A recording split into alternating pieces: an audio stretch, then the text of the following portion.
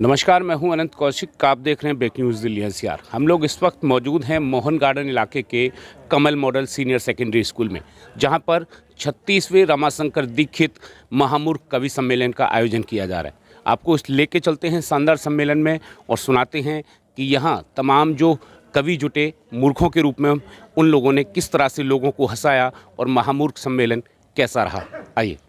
आज न कोई रोक है, आज न कोई रोक है करने उल्टा काम, आज न कोई रोक है करने उल्टा काम, दिन सारा है आज का मूर्खता के नाम, दिन सारा है आज का मूर्खता के नाम।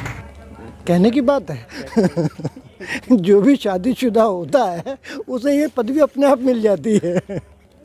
मूर्खों का राजा चुना गया है आपको जी। तो क्या कहेंगे बाकी मूर्ख जनता से और जो उपस्थित मूर्ख आपके साथी हैं उनसे? मैं उन सबसे कहूँगा कि कम से कम एक दिन मूर्खता के लिए निश्चित कर लें कि पूरे दिन में आप एक दिन अपना जो समझदारी है उसे किसी गुल्लक में डाल दें और अपनी मूर्खता की जो आपकी वो है पावर उसे बाहर निकाल लें और 1 घंटा कम से कम पूरी तरीके से बच्चे बन के मूर्ख बन के जिएँ। ये टेंशन, ये जितने भी परेशानियाँ हैं, डिप्रेशन, ये सब दूर हो जाएंगे, ये मेरा दावा है।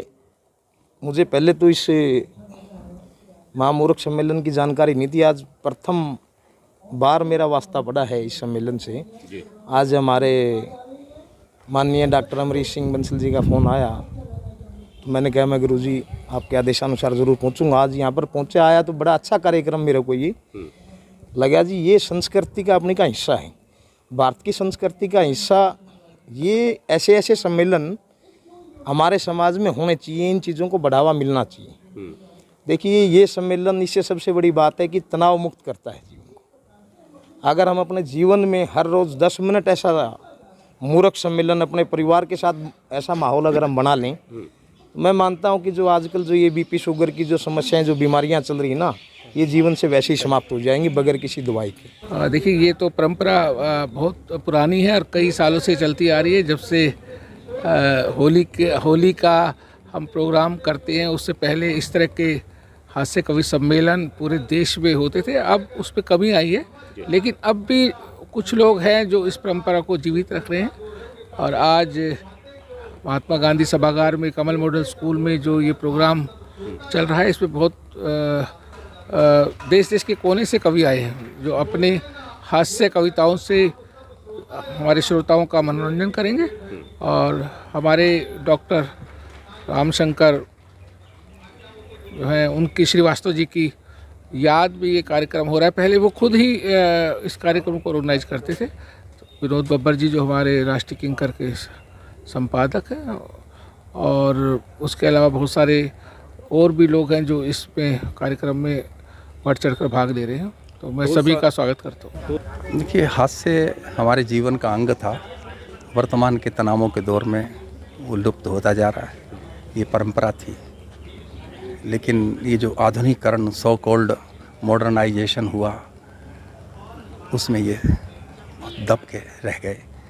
ऐसे अवसर पर जो नई पीढ़ी है उसको व्हाट्सएप, फेसबुक, सोशल मीडिया और टीवी चैनल्स बहुत कुछ दे रहे हैं, लेकिन अपना छीन रहे हैं। उसको लाना चाहिए। उसको लाने की जिम्मेदारी जो समाज में वो लोग जिन्होंने उस गुड़ का स्वाद चख रखा है उनकी जिम्मेदारी है। इस नई पीढ़ी ने इस गुड़ का स्वाद नहीं चखा। उसी नाते से हमारे डॉक्टर रमाशंकर श्रीवास्तव जी जो दिल्ली यूनिवर्सिटी में प्रोफेसर थे, बहुत जाने माने व्यंग्यकार थे, हिंदी और भोजपुरी के विद्वान थे। और मुझे इस बात की बहुत खुशी है कि जब बहुत सारे टीवी चैनल्स, बहुत सारे चैनल्स अब संस्कृति फैला रहे हैं, आप इस मूर्ख सम्मेलन को, इस हास्य के इस अवसर को कवरेज देने के लिए आए हो। मैं आपका भी अभिनंदन करता हूं। मैं मानता हूं कि सच्चा मूर्ख वही है जो अपने आप को ज़्यादा समझदार समझता है। और आज इस 36वें मूर्ख सम्मेलन में आकर काफ़ी अच्छा लग रहा है। काफ़ी वर्षों से हम इस कार्यक्रम से भाग लेते आ रहे हैं। देखिए, आज के समय में सबसे बड़ी बात यह है कि आदमी को कहीं ना कहीं कोरोना काल आने के बाद, या वैसे भी आज की व्यवस्था ऐसी है कि हर किसी को हंसने का समय मिल नहीं पा रहा, और हर बच्चे हों, घर में बड़े हों, बुजुर्ग हों, वो कहीं ना कहीं गैजेट्स के अंदर, चाहे वो मोबाइल हो, लैपटॉप हो या टीवी हो, उसमें लिप्त हो चुके हैं।